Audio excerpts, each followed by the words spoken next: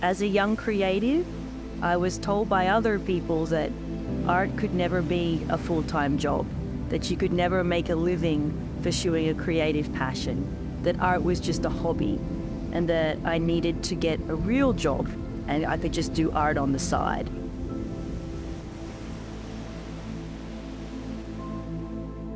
Being an artist and being creative has just been a part of me and part of my life since I can remember. When I was a little kid, I just loved to draw and I loved to paint, and creating things just brought me a lot of joy. And I continued that throughout my life. But there was this mentality and this commentary from a lot of people that, oh, art is just a hobby. That's not something that you can do as a job. You need to pick a real job, but you can just do art on the side. And so I continued to make art because it brought me a lot of joy and it made me happy. But I started thinking, what kind of a job can I have that is similar to being an analog, traditional artist? So that's when I decided to study graphic design, because to me, graphic design was the most job-like version of being an artist.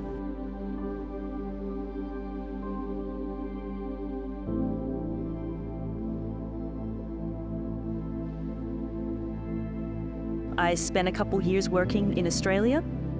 Then I got a position with a company that had a head office in San Diego in California. Throughout that time, I started my own company. And I started working independently as a freelance design consultant for a lot of companies. Over time, I started spending less and less time in the office because I realized that even though I loved my job, I loved the creative element of it, I really didn't like the grind. I didn't like the corporate culture. I didn't like going to meetings. And I realized that that wasn't really where I thrived and where I felt the most happy and the most creative. So I started working full-time freelance. And then because of my flexibility, the opportunity came up to move to Costa Rica.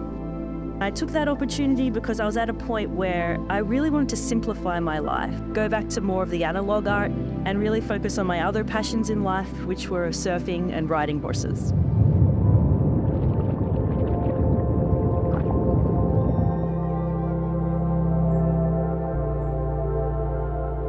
I feel that my connection with nature and having the connection with the ocean and having surfing as an outlet is another great way to avoid burnout, because surfing in itself is actually a creative passion of mine.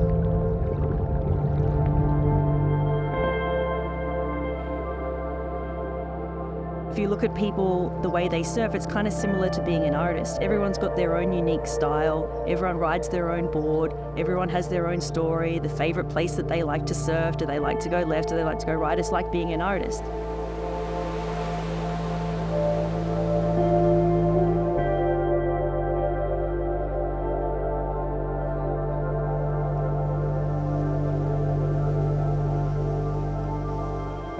I think having that connection to surf and just in general having the connection to nature definitely keeps me creative, and it also keeps me inspired.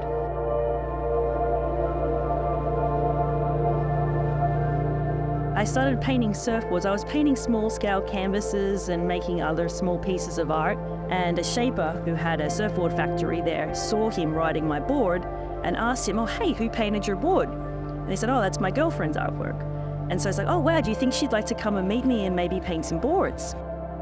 That was a really amazing learning experience for me, because painting surfboards is very unique. It's not like painting canvases or painting anything else.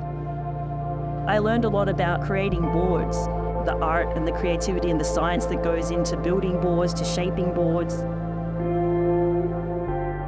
At that surfboard factory, I was painting boards. A friend who was also shaping there was from Barcelona, and he had a friend come to visit him, and she was an interior designer for a company that was just getting started out in Costa Rica at that time called Selena. She approached me and said that she had a big interior design project coming up and she was looking for a muralist to paint some murals. So I jumped at the opportunity because it sounded incredible. It was what I wanted to do, but I didn't have any experience when I started.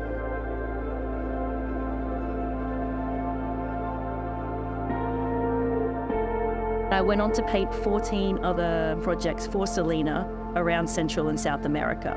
So that's how I really transitioned from painting, canvases, painting surfboards, and then becoming a mural artist.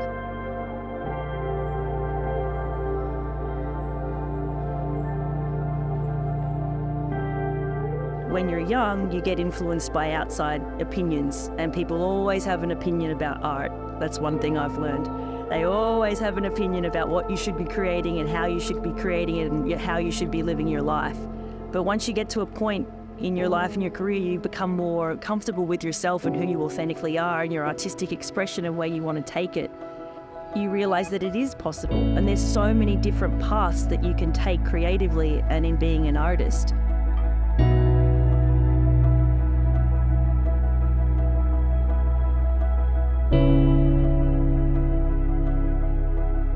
You can definitely see by my artwork that I'm a graphic designer. You can see here my work's very graphic and very bold. But you can also see in my graphic design, computer work, that I'm also an artist. It's a little more fluid. I really like marrying the two techniques, and they just kind of flow together. I think being a surfer has definitely influenced my art as well. I use very bright and vibrant colors, a lot of tropical plants and leaves, which is, most of the destinations that I travel to paint are influenced by surfing and by the beach and the plants and the nature that grows there. So yeah, I feel like all of these things that are part of my life have definitely created my style. And I feel like any artist, that's one of the most important attributes to have, is to have your own unique style. Because there's millions of options out there, there's millions of artists, but people are going to love you and your work because it's unique to you and it shows your unique style.